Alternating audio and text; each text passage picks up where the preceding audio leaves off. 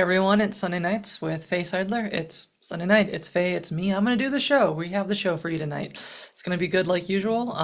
We're gonna be talking about some of our news coming up locally here.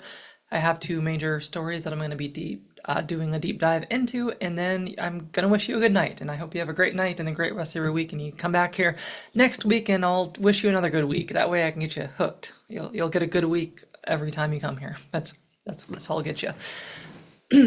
The first story I want to cover is going to be the North Dakota National Association of Social Workers, which has two opportunities coming up. One is for a scholarship for students for $500 for social work students who are getting into the field. The other one is going to be a way to nominate a social worker for awards for recognition. The social work award nominations are kind of broken down into three categories. One is a social worker who does a fantastic job. The other is a lifelong achievement award for someone who's been a social worker doing a fantastic job for a very long time. And the last one is a kind of a citizen social work award. So for someone who isn't like a licensed social worker, but maybe works for like a nonprofit and does the work that we value within social work and exemplifies the virtues of social work.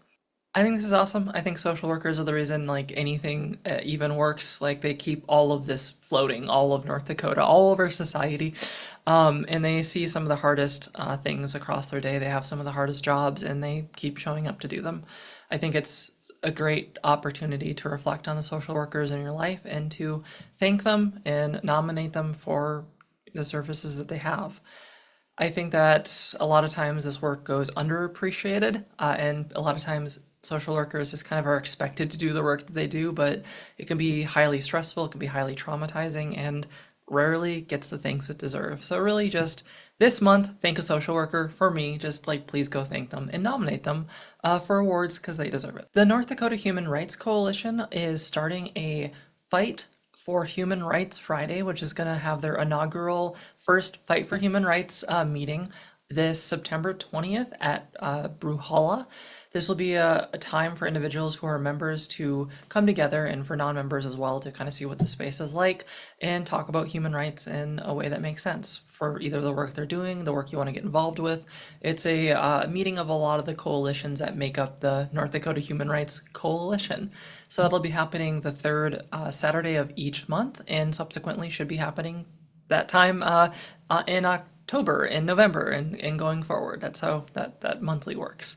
So that's some cool things you can get involved with. The FM Derby girls are having open auditions for individuals who might be interested in Derby. It's coming up for September 16th at 6:30 p.m. If you are interested in Derby, roller derby, and getting involved in this activity with the community, this is your opportunity. You do not need to bring any gear. It is really kind of a time to check it all out, what it's like, and see if you really, want to participate in this. So it's a cool opportunity that's coming up from our FM Derby Girls. Another opportunity is Telwell's Pride Stories, which is a podcast that does a deep dive into the lives and experiences of our LG plus individuals kind of across the prairie. They are typically kind of always open if you want to check out, we have, the picture here, we have a link to that. If you want to check it out to see if you want to participate in it, it's a very well produced podcast that really gets into the heart of what it is to be a queer individual in this area. So if you want to share your story, this is a team that will help make your story come to life and be able to share it with the rest of the world. I think some of us feel like our story isn't worth sharing, or we have some of those feelings about that. But I want you to know that no matter what your story is, there is probably a queer youth who needs to hear it. To see other people who've gone through experiences like yours, who are maybe younger or older, and just have a way to process that, understand what it could be like for their lives, and then know that they're not alone. We are none of us alone. All the stories that we have, even if they're not exactly the same as everyone else's, we can at least listen to them and go, okay, yeah, that's kind of like what I'm going through. Or that's awesome. I love that this person found happiness in what they were doing. I think stories are really powerful, and I'm really grateful for the Tell Well series to provide these stories. So if you're interested, they're a place that I recommend as safe to talk to. The event coming up October 7th and 8th is going to be the Multicultural Conference at UND. This conference is this year for belonging and inclusion. And it's inviting still until the 13th of September proposals for this conference around the themes that they are exploring this year. Some of those themes are information technology, services and practices, K-12 education policy, higher education, really broadly looking at where inclusion and belonging can exist and intersect in these spaces. You do not have to be a UND student to attend this conference. It is open to everyone who in any way intersects with issues of belonging or inclusion. That's coming up October 7th, UND in Grand Forks. I want to let you know there's jobs happening. I'm your job girl. You say, hey, Faye, I want to have a job that I feel really meaningful and fulfilled at working. I'll be like, I gotcha. And so what we got right now is High Plains Fair Housing still has 2 part-time job opportunities open that are going to be looking at fair housing and advocacy around fair housing. YouthWorks has a ton of different job openings, which are going to be around helping youth in a lot of different ways. Moving on to jobs you can work at, to places you can eat, we got T's Tacos. T's Tacos is a restaurant that's opened up in downtown Fargo, serving fried bread, tacos, and its house special Indigi Bowls. This is opened up just 5 days ago, I believe, at time of me recording this. But the T's Tacos and the work that they've done catering before at different organizations' events.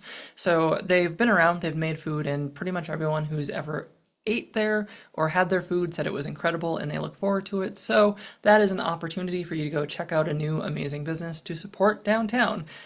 Have you ever wondered why we don't work every single day for nothing? Well, you probably have unions to thank for that. We have an article looking at some of the essential benefits of unions. I think it's important to recognize that unions are essential for workers to have any sort of rights or benefits in a workplace. I'm someone who strongly supports unions and proudly supports unions. So go check out awesome union news. 2 things I want to share with you is going to be resources from the High Plains Fair Housing. The first one is going to be about fair housing, zoning, and planning. And the second one is going to be about religious discrimination and rights that renters have to practice their faith. Whenever you think of these 2 thoughts together, discrimination, fair housing, you need to contact the High Plains Fair Housing because they're going to be able to let you know everything. They are such an incredible organization. They have so many incredible resources in multiple languages. They do such great work that they are the experts. I'm not going to know as much as they do. And if you ever feel like you are being discriminated against within housing, within renting, and any of that, contact them, reach out, find out. They will let you know and they will figure stuff out. And I mentioned they're hiring too, so if you care about fair housing and you want to work for them, you have an opportunity. In other opportunities, First Link has teamed up with Noodles and Company to offer you a very affordable noodle bowl that will split half its profits with First Link. So right now you can sign up using this link. It'll be in the weekly report. I will probably post it during my show. But it is a $10 for a noodle bowl, and 5 of it goes to First Link, 5 of it goes to Noodles and Company. That's actually a pretty decent deal, and that's a lot of the money going to First Link. If you want to support suicide prevention, if you want to support the hotline that answers our 988, and also eat Noodles and Company, and all those 3 things you want, this is the best news in the world for you. But it's pretty good news for everyone else too, even if you didn't intersect with all those specific needs. So if you're thinking of eating out this week at any point, or this entire month actually, you can benefit from this and you can treat yourself as well as doing some good. So yeah, good story. Last week I covered my Parachico fundraiser as I was trying to help fundraise for them. Looks like they're about $1,000 within their goal. They could still use more help with that, or at least I could based on the situation. If you are able to donate anything to them, Parachico is a art venue that specifically is safe for a lot of marginalized communities. It's a place I love and support and think it does incredible things for inspiring hope and creating space for artists. We all need artists, you get that, right? Without that, what's the point of any of this? So if you have any discretionary funds to send their way, if you're passionate about art or supporting queer youth, this is how you do it. This is where you should put some money to. No requirements, especially for folks who don't have anything to give right now. Completely understand. If you want to share or support in any way, I'm going to have all that on my website, and please do so.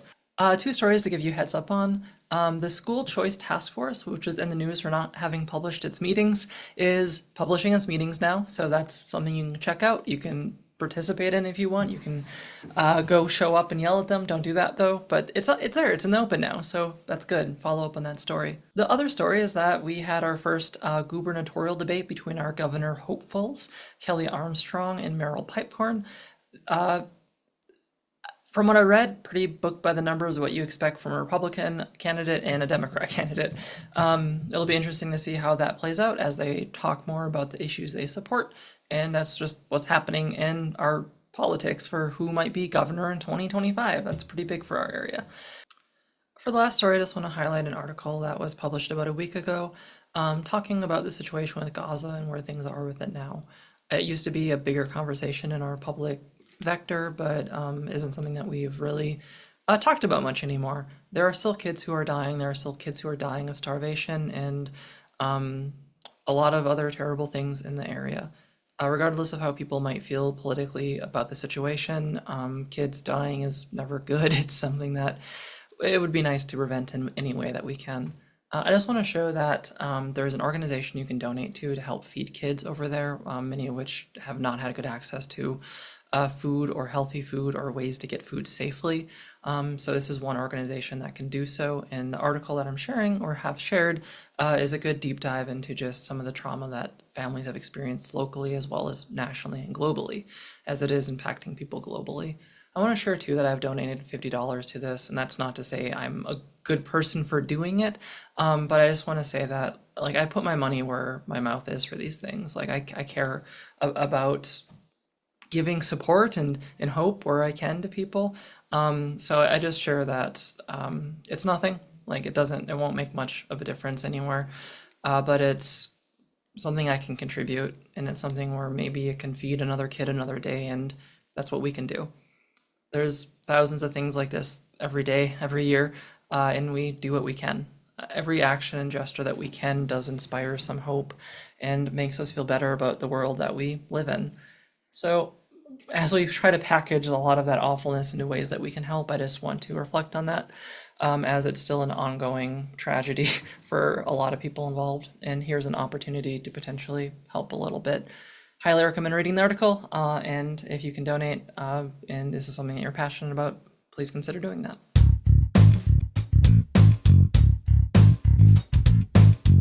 With September being Suicide Prevention Month, I am going to be talking about it a lot this month. So coming up this Tuesday, September 10th, is going to be the World Suicide Prevention Day. And the North Dakota Health and Human Services has kind of issued a challenge to take over social media with information about intervention and prevention suicide resources. So on my website, you can find a lot of different infographics to share. It'll be on the weekly report. I'll have some of them just on the screen right now, and you can check them out. And each one of those infographics has a pre-made message that you can just copy and paste with hashtag 988 Lifeline ND and hashtag WSPD 2024 to make it so it's easy to like hashtags. Like we know what hashtags are, right? So this is coming up on the 10th. This is the idea being that a lot of suicide prevention is if we could just honestly talk about this, if we know it's safe to talk about this with other people, that would dramatically reduce suicidality by itself. So many people struggle with this because they don't know who to talk to or how to have that conversation. So every time that we put more effort into saying, hey, this is something a lot of people struggle with, and it's okay to struggle with it. It's okay to talk about it. It's okay to get help. The more that is our message, then the better everyone does. Literally everyone, every community, every group, all of North Dakota. So I want you to know, participate in that. Like I will. Yeah, it's free, right? Let's do it. So that's happening. Other things, just while we're here, is the Out of the Darkness walk. Still a lot of walks happening. We have one in Devil's Lake and Wahpeton and Fargo and Valley City, all happening kind of in the 20th, like 20 and after, different dates, but later this month, I guess is what I want to say. I'll be walking in the Fargo Moorhead one, and you can donate to my team if you'd like. I'm also going to put up that I've donated to this, and again, it's like, that does not matter that I've done that. I'm not a good person for doing that. I just want you to know that I ask for donations kind of a lot or to support places, and I want you to see that I do that too. Like, I am not just here asking you to throw money at places. I am here because I legitimately believe in these things and try to support them. Not everyone has the same privileges I have to be able to do this, so I don't expect anyone to. However, if you do have some privileges where you do have the money to give to suicide prevention or feeding kids or Parachico for the queer art fund that I'm doing right now, please do. Like, I try to give you the causes that I think need the money, that really could benefit from it and use that support in some way. So I always try to help out with stuff like that. If you have discretionary funds and need to say, hey, Faye, who would be a good place for this? I am a great person to talk to about that because I can tell you who is very effective, who doesn't really have a way to spend the money, who can use the money really effectively. I can tell you that. So this month, just think about suicide prevention. Think about ways you can get involved. On the 10th, this Tuesday, please consider sharing. Just follow me on social media and you can share whatever I share. That'll be easy, right? So that's what I got for you for Suicide Prevention Month. A lot of great stuff. And I just want to say, as a kind of a capstone to all of that, suicide prevention work, as I've started to get involved with it like very heavily in the last 5 years, it's gotten better and better. Like, the amount of people and funding and effort that we've put into this is really amazing. And it gives me a lot of hope that this is a solvable problem, that we can give people resources and tools and hope to make sure that they are here tomorrow. And that's why we do this work. So that's what I got for you for this suicide prevention segment. Yay. Also, I wrote an article on it. You can check that out.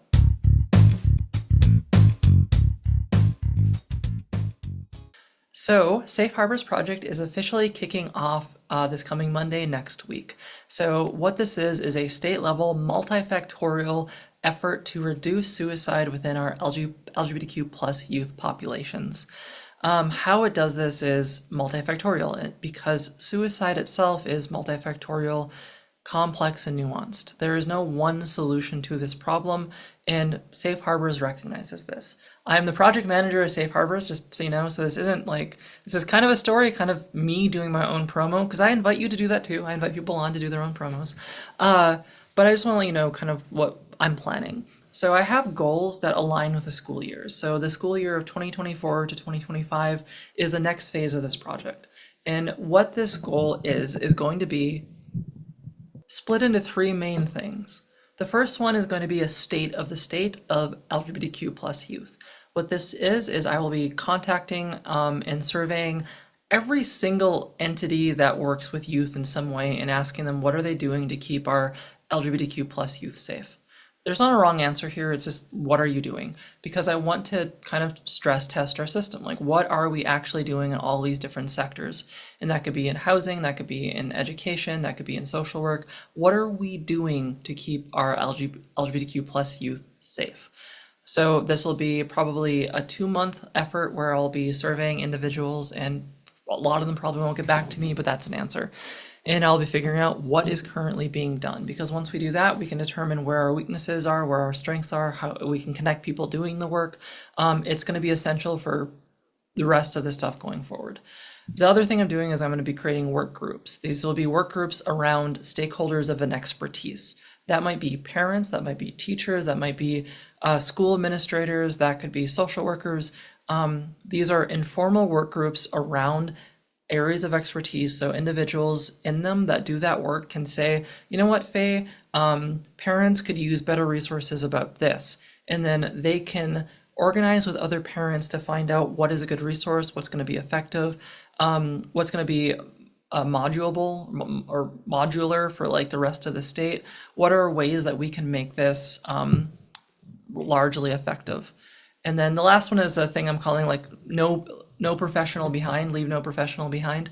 And this is looking at interacting with professionals of social workers, educators, healthcare individuals, and giving them resources to support the LGBTQ plus youth in their life, or to share with them secondary trauma resources and support and resiliency. Because the fact is, even though we have all these queer youth who are suffering in so many ways, the professionals who get into the work because they care, they're traumatized by this too. You can't be a social worker and see a queer youth bullied every day with administrators not caring about that and be okay. It is so tough for so many of our folks that are compassionate and empathetic to see our queer youth not do well. There is recent state data, 2023 state data. This is the most modern data that we have. And we have some preliminary data on our LGBTQ plus youth, and it shows what we've always seen. Like, it continues to show that these youth are bullied at twice or higher the rate of other youth, that they suffer with bad mental health due to social stigma, they have higher rates of suicidality. Like, we have time and time again seen that these youth aren't doing well. And our state response to that has been to make life harder for them. Safe Harbors Project is the opposite of that. It is doing everything possible to make sure these kids are safe. That is the global goal that we have with it, like the center idea of it. I'm inviting volunteers to help me with this. You can be a volunteer as an individual who helps me contact professionals. You can be a volunteer as a stakeholder expert that leads your own work group. If you want to donate or like create graphics for me, I'll take that too. It doesn't have to be, you don't have to be a volunteer in the specific ways I'm thinking. If you align yourself with this project and have ideas and goals to make it work, that is good. Safe Harbors Project does not have it needs to do X, Y, or Z. Because when we respond to trauma, when we respond to suicidality, it is always going to be complex, nuanced, multifactorial, which means the more flexible we can be and the better we can respond to the myriad of ways things can impact people, the better the project will be too. So this is what I have planned for the next school year. Everything, everywhere, all at once. That's the mission here. But yeah, I just wanted to kind of let you know that it's really starting next week. You can get involved with it. I don't ask for much of your time. I ask for like an hour of people's time, and then if they want to do more than that, I can assign them more tasks. So it starts off with very low engagement, and then if you want to do more than that, you are welcome to. And then depending on how you want to get involved, it's about empowering you too. There is no right way this project looks or your participation in it. If you align with the values of keeping queer youth safe, there is a place for you to help. So that's what we have for Safe Harbors. Please support me. Yeah, go support me. Well, thank you everyone for watching my show. That's all I have for today. I hope you have a good rest of your week. I hope we see you back here next week. Just want to give some thank yous to all the folks here who contributed to the show, who made it all a great time and informed us about the cool stuff they're doing. He will be my outro probably for a while until I choose to change it. You all have a good day. Bye.